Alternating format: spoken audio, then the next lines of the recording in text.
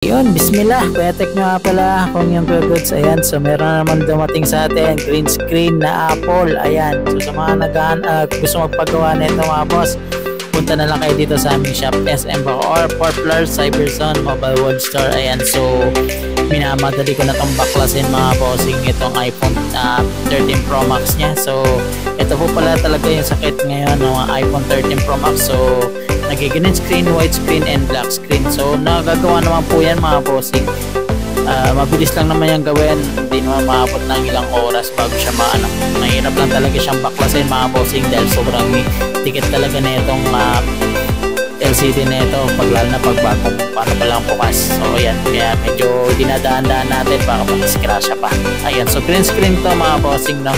So nare-repair pa yan, huwag mo munang papalitan ng LCD mga bossing. Agad kaya pa natin gagawin natin yan. Ayan, so hindi naman basta-basta yan bumabalik mga boss, no? So ayan, iingatan naman natin yung pagkakabit nito at yung pagtanggal. Sa mga naghahanap ng legit na technician mga bossing, nandito kami sa SM Bacoor, Poplar, Cyberzone, Mobile World Store. Ayan, so mga kadalasan po pala sila nito mga bossing kapag nag-update. Ito po yung sinasabi ng mga customer, nag-update lang daw sila at bigla na lang daw na green screen tas white screen. So problem po talaga to ng iPhone ngayon. So mga ganito mga issue mga bossing, nagagawa pa naman ng paraan na gagawa pa natin ng action para magawa natin at maibalik natin sa original niyang screen. Ayan, so huwag nyo munang papalitan mga bossing ng LCD, no? So magagawa pa naman yan, so sayang pa rin, at least intact pa rin yung LCD nyo, original pa rin kaysa papalitan mo ng OLED or Class A. Ayan, so makakatipid ka pa dito mga bossing dahil magkano lang naman po yung pa-repair nito.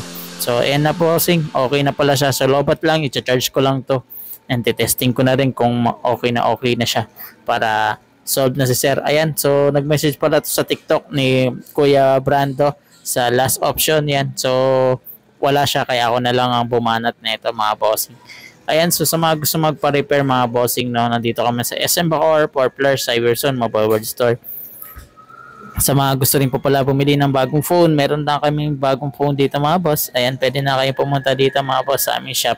Nagtatanggap din kami ng credit card, credit. Ayan, so zero interest na mga bossing.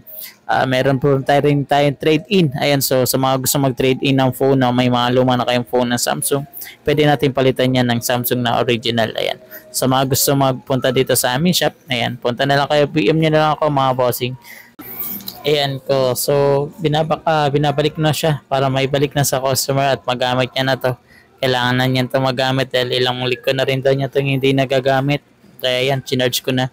Nagulat din ako sa profile niya, akala ko sila din yung girlfriend, yung pala picture lang, yung bata pa. Ay mamalay ko ba kung sila din nga yan talaga. Ayan, so sa mga gusto magpunta, ito nga pala si boss. Ayan, ako nga pa lang yung Kuyatek, Kuya Goods nyo nga pala. Ayan, so sa mga hindi pa nakapag-follow, papalo naman, konting lambing lang para sa inyo. Ayan, thank you boss. Salamat.